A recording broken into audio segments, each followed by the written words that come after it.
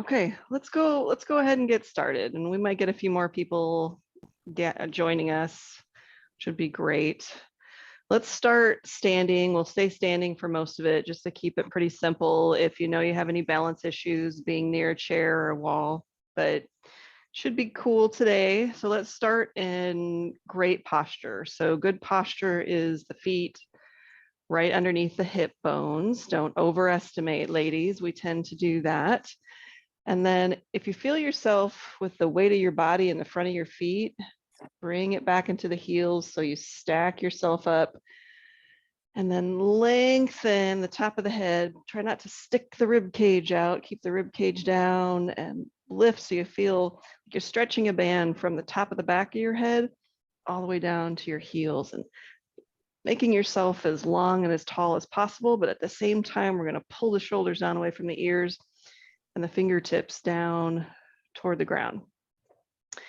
And now that you've made yourself long and tall and you're using a lot of effort, then try to maintain that length and see what in your body you can relax and still maintain that length. And this is just a little exercise you can do anytime, waiting in line. Relax as much as you can. Then to start feeling your breath in your belly. Knowing that you can maintain that length, you can have a lot of effort, but you can still keep the breath in the diaphragm. Now let's take a little bit of a wider step, maybe 1.5 or 2, then really push the knees as straight as you can push them. I see a lot of people that have a little lag in their knees because we're kind of used to sagging down all the time. So straight, straight, straight knees, lock them out, push them hard right now, gently. Don't want any pain, no pain this morning, and then soften them and keep them straight. And then same thing with the elbows. We're gonna keep the shoulders down away from the ears and straight, straight, straight, straight, straight on the elbows. And then soften the arms, but keep the elbows straight and the knees straight. The next thing we're going to do is just go down into a gentle squat. And if you've worked with me before, you know the tailbone leads the way. We're going to bend the knees and bend the elbows. So if you're by a wall, pretend you're trying to stick your butt back there and push a button on the wall. Straight, straight, straight at the top. And then just bend as far as your body feels ready to bend today. Maybe even not quite that far in the first few repetitions. This is just about getting some blood flowing and some extension and compression in the joints of the body. As you're doing the bend, look down and check and see if the knee is pointing in the same direction the toes are pointing. If as you come down, you notice those knees are falling in, open up so we can get some good range in the hips as well. You might find as we keep going here, nice and slow, you can go a little bit deeper. Your hips, and as your hips and ankles and knees get warmed up, you can sink down a little bit deeper. Okay, let's do one more. Then we'll come all the way back up, straight elbow, straight knees, and then just relax. Okay, we're gonna plant the feet pointing forward and teeny bit out if you're a wider stance. We're gonna just do some side to side. So you can start with your hands on your hips and just rotate your hips as far as they will go. So you'll feel your ankles, your knees, and your hips getting some rotation. And then take the shoulders beyond that. And then we'll go the other direction. Rotate the hips back and then rotate the shoulders so you're disassociating the rib cage from the hips. Soften the shoulders, rotate right. Soften through the hips and the thighs, and then rotate the shoulders. And then bring the neck in like you're trying to look over, but don't go into any painful ranges. We're just exploring what the boundary is. And if you're curious, The hips should rotate, and then the shoulders rotate, and you should be able to get about 100 degrees or a little bit more of motion between the two rotations. So you should be able to look behind yourself fairly easily. Okay, now let's speed that up and let the arms be floppy.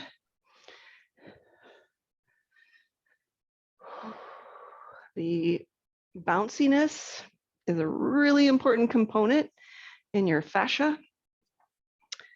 And bouncing doesn't always have to be up and down. Bouncy can be side to side.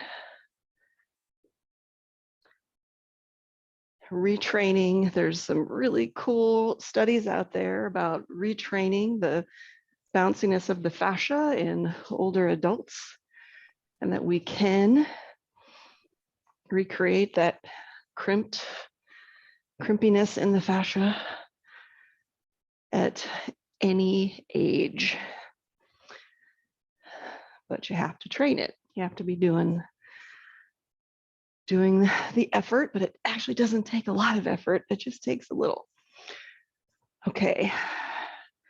All right, let's widen our stance again. We'll put a little bend in the knees, so stick your butt out behind you. Whoops, somebody's got their microphone on. Okay, but it's not pulling the picture, so it's not that big a deal. We're going to take the left hand and reach across as far as we can.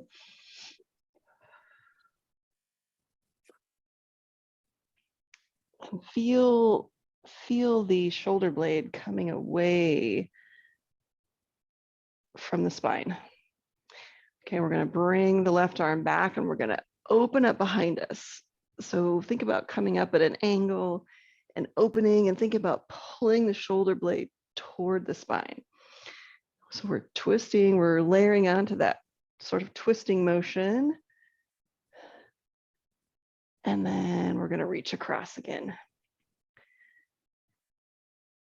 If you've got any kind of neck stuff going on, working on mobility of the rib cage and the shoulder blade gliding on the rib cage, super important.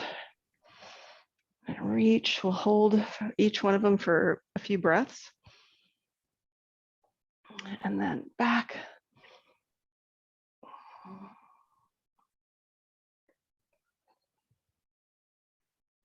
And reach.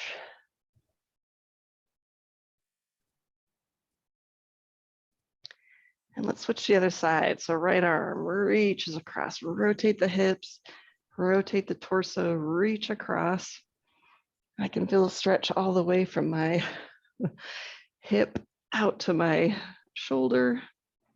And then we're going to come back and open up.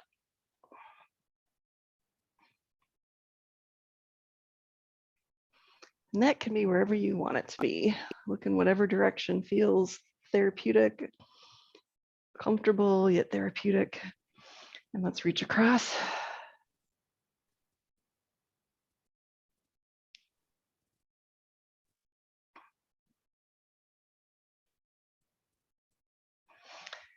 And open up.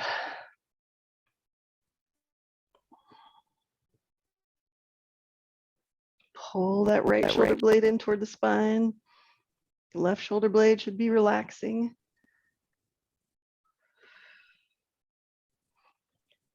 So again, today, this morning, it's not about any kind of a heavy duty workout. It's about stretching, creating some mobility, squeezing the tissues out like a sponge. That really goes a long way in creating healthy tissues down to the cellular level even. Let's do one more back.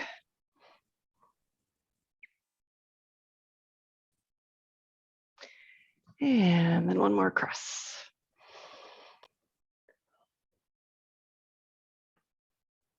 And let the arms come down. Okay, this time we're gonna just swing, create some bounciness. Try to swing until you feel like you're coming up on that end range back here and an end range back here. up front too. So after we do some holds like that, stretching to the end range, this bounciness helps to pump those fluids around. And we've got all ages here today, many different ages, but especially when you get past your 50s, it's all about the fluids. It's all about getting the fluids dispersed through the tissues. Okay, now together. So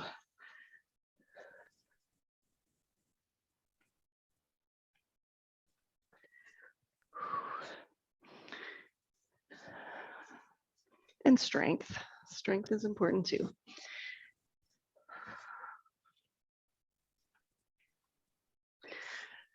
Okay, let's do a little bit for the neck. Now that we have the torso warmed up, the shoulder blades warmed up and a little bit looser, now we can go to the neck. So much of what attaches to the shoulder blade attaches up into the neck. Okay, so arms relaxed. We're just going to tip the left ear to the left shoulder. Right ear to the right shoulder.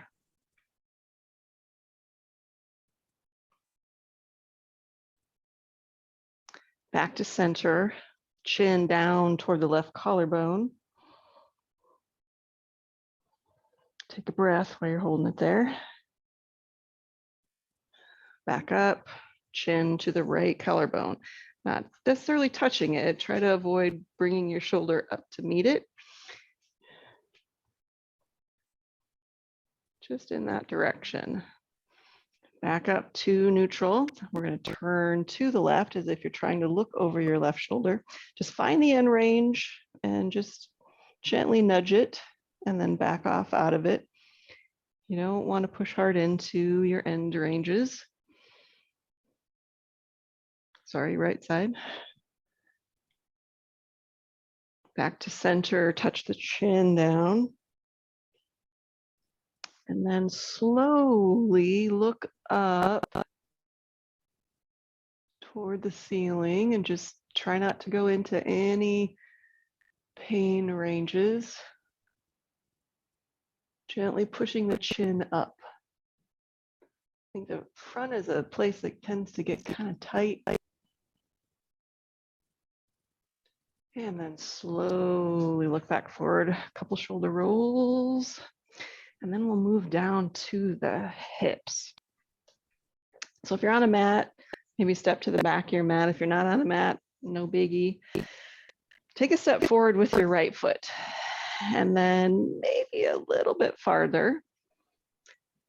We're going to keep the back heel on the ground and then bend the front knee a little bit and think about really kind of pushing that back heel into the ground, turning your hips forward so we get a nice stretch in the front of the hip flexor.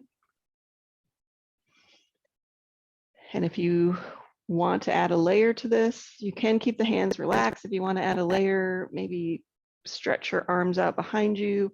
I'm clasping my fingers. If you can't quite reach, maybe just hold a towel or something, or just reach back and turn your palms out too. So while we're working on the hip flexors, we can also get a shoulder stretch, a bonus shoulder stretch.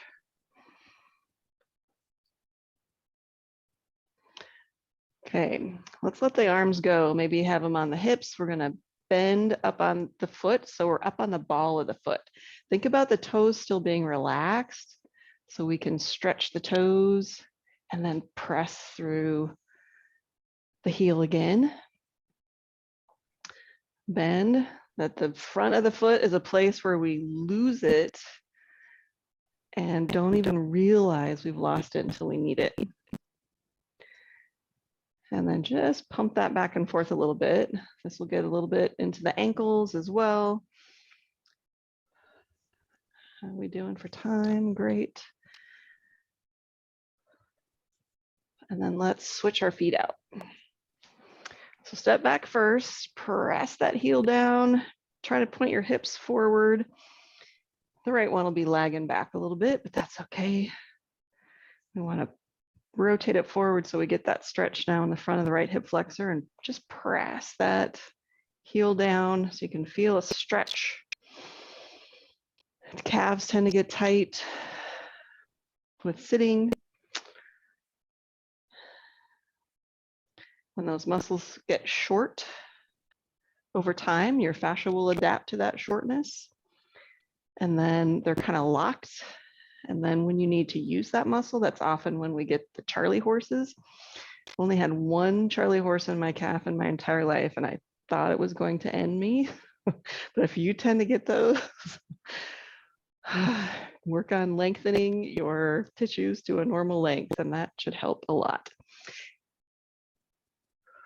Okay, now let's do some bending of the foot and then pressing back down. Bending, pressing, and just pump it back and forth.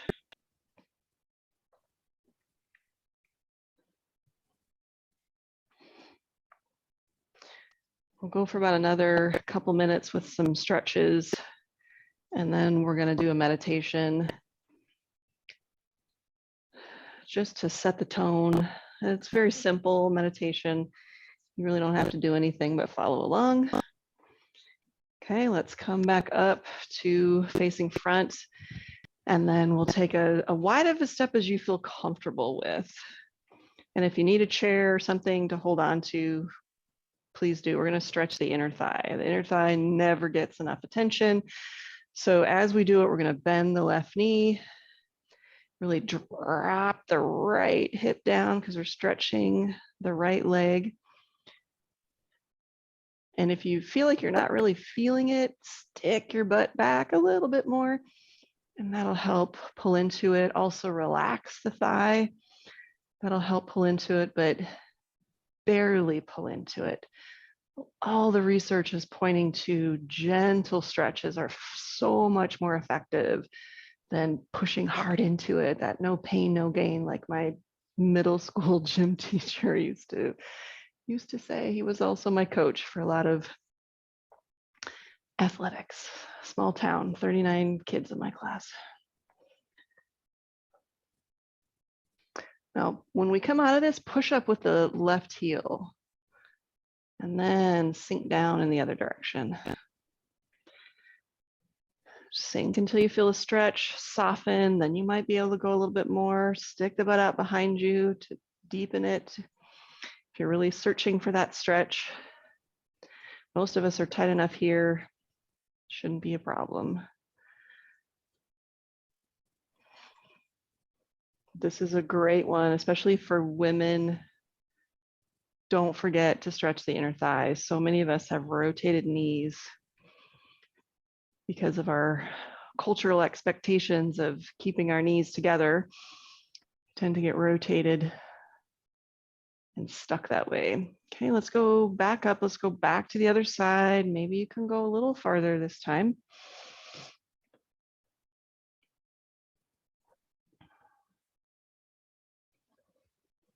Breathe with your belly.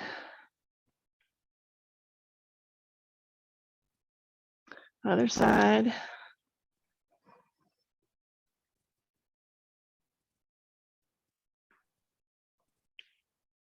Breathe. Push up. Okay, last stretch we'll do is for the hamstrings. Okay, all we're gonna do is stick the butt out, slide the hands down. Weight in the heel, toes are wiggling and relaxing. Soften through the thighs. Keeping our back flat. When you keep your low back curve in place, when you stretch your hamstrings, you get a more effective stretch.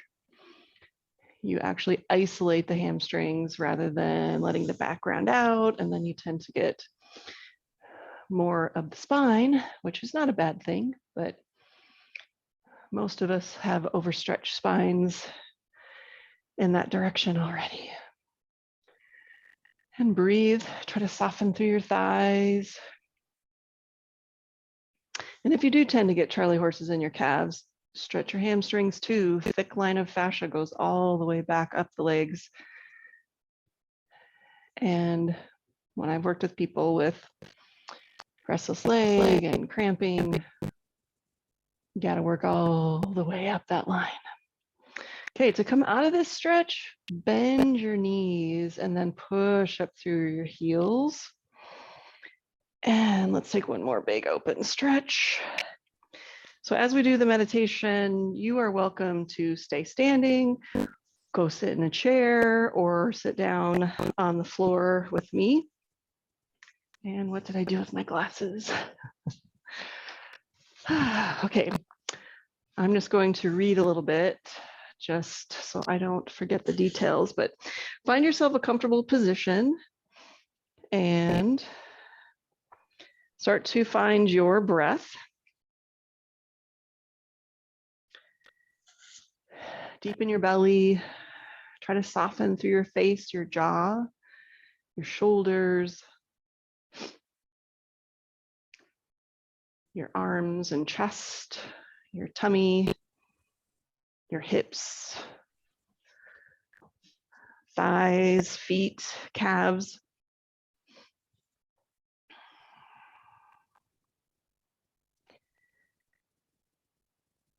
So on the holidays, I like to do the loving kindness meditation because, I mean, for some people, the holidays can be kind of lonely. For other people, they don't really care about holidays. And sometimes people are just bursting with love. So whatever it is for you, this is about you and creating a sense of love inside yourself. So the first thing I'd like you to do is just think about something that makes you feel happy, that makes you feel warm and fuzzy inside. That can be a person, a pet, a place, a memory, a piece of art. It can be anything that gives you a sense of gratitude, appreciation, a sense of warmth, happy. Hopefully it brings a little bit of a smile to your face. And then just feel where that sensation is in your body. And if that doesn't make sense to you, then just feel whatever you're feeling. So if you're not familiar with loving kindness meditation, I know many of you are. All you need to do is feel the sensation that you're feeling and repeat the words that I say to yourself after I say them. So the first round of phrases, we're going to direct that energy to ourselves so we can even strengthen or grow that sensation of loving kindness inside ourselves. May I be filled with loving kindness. Again, just repeat it to yourself. May I be safe from inner and outer dangers.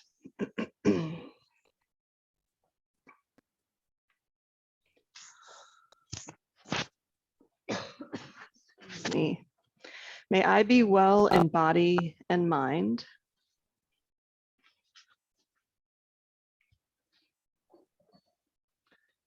May I be at ease and happy.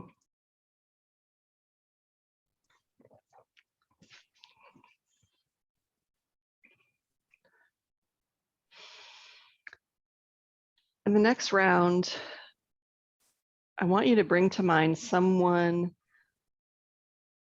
that you care about, and that someone can be a person, that can be an animal, a pet.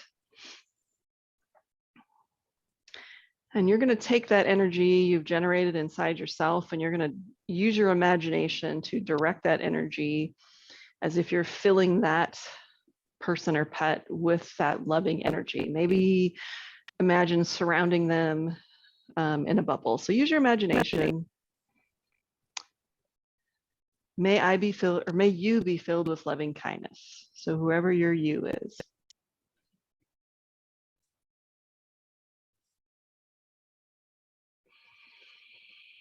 May you be safe from inner and outer dangers.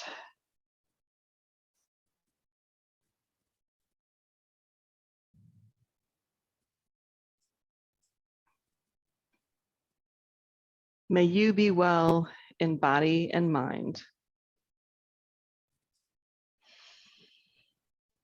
May you be at ease and happy.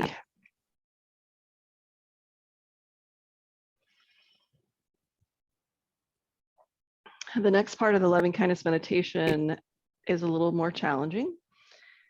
So think of someone that you don't really even know. You've just seen them in passing, maybe a clerk that helps you at the store the last couple of days, or maybe it's somebody at the gas station, maybe it's the mailman, somebody that's fairly neutral to you. And we're going to practice sending that loving energy to them. May you be filled with loving kindness. May you be safe from inner and outer dangers.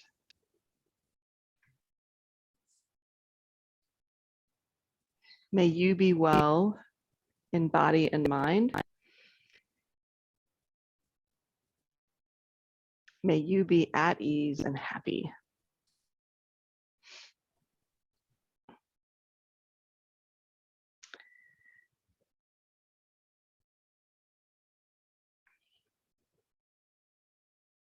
The next part of the loving kindness meditation asks us for an even greater challenge, and that is to bring to mind someone who challenges you, who you don't particularly care for. That might be someone immediately in your life, or that might be someone very distant from your life, a political figure, or someone in another country, or in the news.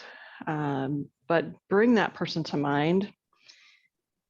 They are still a human being and deserving of loving kindness. You may disagree, but practicing extending your loving energy is good for you. May you be filled with loving kindness. May you be safe from inner and outer dangers. May you be well in body and in mind. May you be at ease and happy.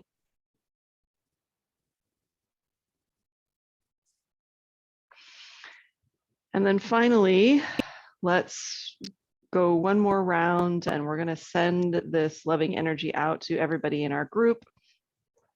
Or you can add everybody in your family, all your friends, the whole world. It's up to you how big you want your energy to go. May you be filled with loving kindness. May we be safe from inner and outer dangers. May we be well in body and in mind. May we be at ease and happy.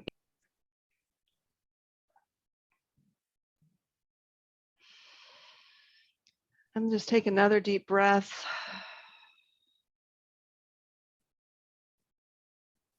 And then whether you're standing or sitting or chilling out in a chair or the couch, let's take one more big breath together.